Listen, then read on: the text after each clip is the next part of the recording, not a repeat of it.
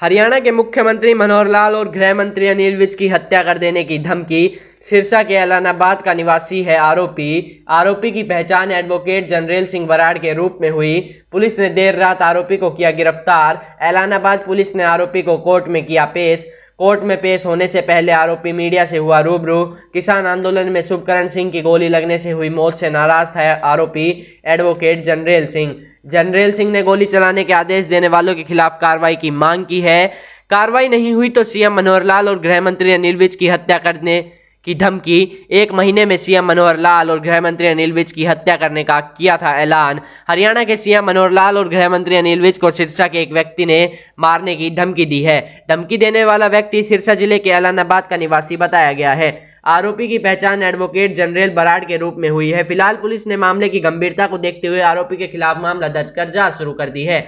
आरोपी को देर रात पुलिस ने उसके घर से गिरफ्तार कर लिया, जिसके बाद आज दोपहर बाद उसे ऐलानाबाद की कोर्ट में पेश किया गया। आरोपी कोर्ट में पेश होने से पहले मीडिया से रूबरू हुआ। मीडिया से बातचीत करते हुए आरोपी एडवोकेट जनरल सिंह ने खनौरी बॉर्डर पर गोली लगने से मारे गए किसान को दुखद बताते हुए कहा कि मुख्यमंत्री मनोहर लाल खट्टर व गृह मंत्री अनिल विज अपनी लाई डिटेक्ट टेस्ट करवा यह साबित करें कि उन्होंने पुलिस को गोली चलाने का आदेश दिया था या नहीं। अगर वो अपना टेस्ट नहीं करवाते हैं तो मैं उनकी हत्या करने पर मजबूर हो जाऊंगा। ऐलानाबाद के तलवाड़ा निवासी एडवोकेट जनरल बराड़ ने यह मैसेज कई स्थानीय पत्रकारों व व्हाट्सएप ग्रुप में भेजा था। इस पर पुलिस ने तुरंत संज्ञान लेकर उन्हें गिरफ्तार कर लिया। आज उन्हें कोर्ट में पेश किया गया है।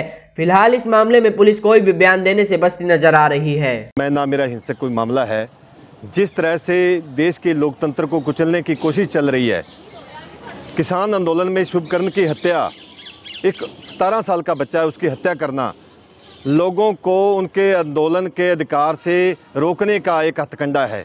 भी लोग हमारे खिलाफ आवाज़ ना उठाएं, उस आवाज़ को दबाने का ये मामला है। और यदि देश के लोकतंत्र को कुचलने की कोई बात करेगा तो उसके साथ कैसे नजीठा जाना चाहिए, ये एक ही रास्ता है। मांग क्या थी आपकी? मेरी मांग ये थी भी मुख्यमंत्री और गृह मंत्री, जो गोली है वो पुलिस ने नहीं चलाई, वहाँ कोई पुलिस वाला गोली नहीं चलाता, कोई अफसर गोली चलती है ऊपर के आदेश से। वो आदेश कौन सा था जिसके आदेश से वो गोली चली है शुभकरण को लगने वाली? और शुभकरण को जो गोली लगी है उसके लिए जो आदेश देने वाला आदमी है वो कौन है, आइडेंटिफाई होना चाहिए।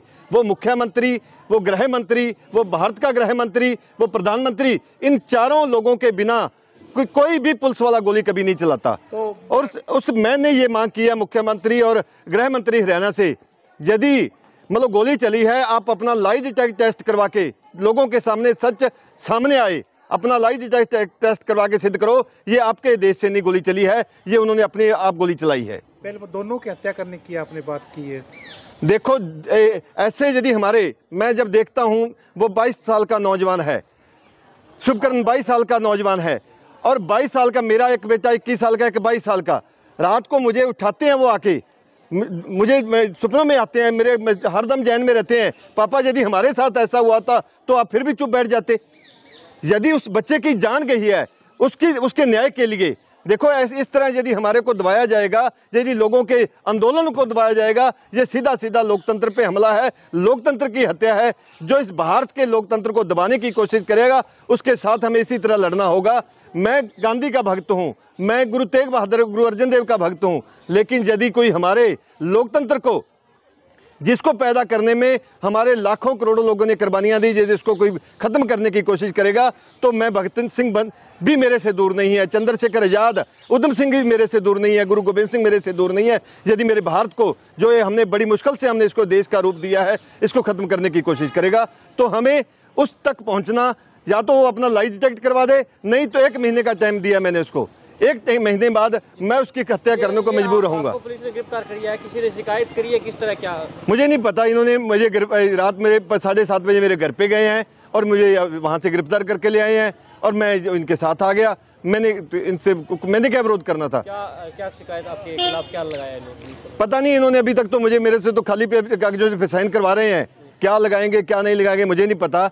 एक मुझे इन्होंने कहा भी आपके खिलाफ पर्चा दर्ज है, आपने इन्होंने जो कागज दे रहे हैं मुझसे साइन करवा रहे हैं। करने के लिए किसी शिकायत तो होती है? मुझे नहीं पता, मुझे इस बारे में कुछ भी पता नहीं है। मेरे से जो ये खाली कागजों पे साइन करवा रहे हैं मैं अपने साइन से इन पे कर रहा हूँ। जी बराड़ साहब, तो आप खुली धमकी दी आप ज्ञापन के तौर पे या मुख्यमंत्री से या कोई पर्सनल तौर पर उनसे मिलके भी बातचीत कर सकते थे इसका सलूशन निकालने का? आप यदि थोड़ा सा पीछे का इतिहास देखोगे, मैंने कितनी बार कहा है इस देश का सारा जो सिस्टम मर चुका है, इसका चुनाव योग हमारे स्वतंत्र संस्थाएं मर चुकी हैं, सीबीआई, ईडी, इनकम टैक्स, यहाँ तक मैं कहता हूँ जुडिशरी भी यहाँ इस देश की मर चुकी है। किससे शिकायत करें, किससे शिकायत की जाए, किससे शिकायत करें? इस देश का यदि लोकतंत्र चला गया तो इस देश के टुकड़े टुकड़े हो जाएंगे, और इस देश के यदि टुकड़े होने से बचाना है, इस लोकतंत्र को जिंदा रखना होगा, तो हमें लड़ना होगा। आज मैं लड़ूं, चाहे आने वाले समय में मेरी आने वाली पीढ़ियां लड़ें।